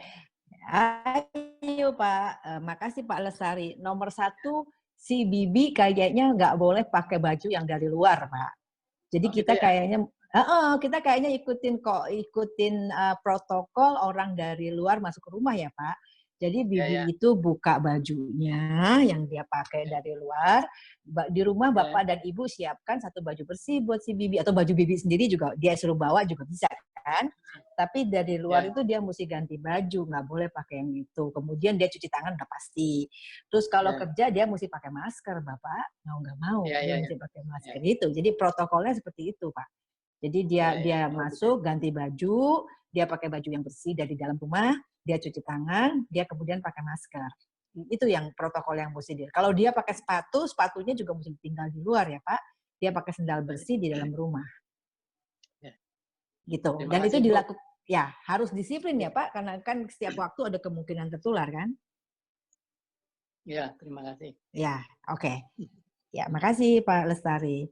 Barangkali saya perlu ingatkan sama Bapak Ibu sekalian satu hal, saya juga orang Indonesia ya Bapak Ibu ya, saya dari Jawa Barat. Kita ini sering mendahulukan emosi Bapak Ibu. Kita ini sering merasa nggak enak, nggak nyaman, sungkan gitu ya, terus sawangan nih gitu kan gitu ya. Nah tapi kalau dalam COVID ini kayaknya nggak boleh, kita kayaknya harus patuh pada protokol. Siapapun juga. Anak kita pulang main basket, ganti baju dulu, tinggalin sepatu basketnya, bersihin sepatunya pakai desinfektan, kan gitu. Bajunya ditinggal dimasukin ke tempat cuci, kemudian anaknya mandi dulu, cuci tangan dulu, baru dia boleh masuk ke tengah rumah untuk mungkin makan bareng dan sebagainya. Anak kita memang, tapi ini protokol. Harus. Jadi hilangkan rasa sungkan, rasa nggak enak, rasa nggak nyaman, karena virus corona ini bukan emosi, tapi virus ini adalah penyakit. Maka protokol berlaku untuk siapapun. Ibu mertua datang, aduh sawangannya udah sepuh, nggak bisa, tetap buka, ganti baju Bu, ganti sepatunya dicuci, tangannya dicuci, mandi dulu Ibu, baru boleh bisa ke dalam. Gitu memang protokolnya. Gitu ya. Terima kasih Pak Lestari. Terima kasih Bu, sama-sama. Yuk, sama-sama. Oke, baiklah. Ibu, dengan adanya pertanyaan dari Pak Lestari itu adalah pertanyaan terakhir dari sesi webinar kali ini. Mungkin kita minta waktunya sedikit aja bagi partisipan. Mohon untuk mengisi polls yang sudah dikeluarkan. Karena sejauh ini baru ada 28 yang mengisi polls-nya. Karena polling ini akan berguna bagi Yakas tentunya dalam memberikan feedback terhadap pelaksanaan webinar. Mohon untuk diisi bagi yang belum. Oke, Bu Astrid, mungkin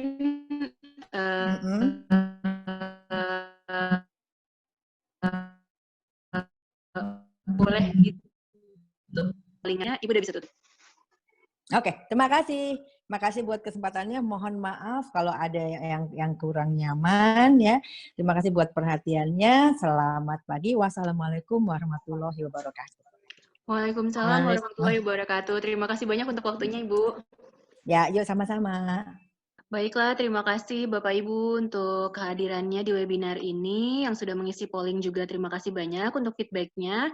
Akhir kata akan ditutup webinar kali ini. Assalamualaikum warahmatullahi wabarakatuh.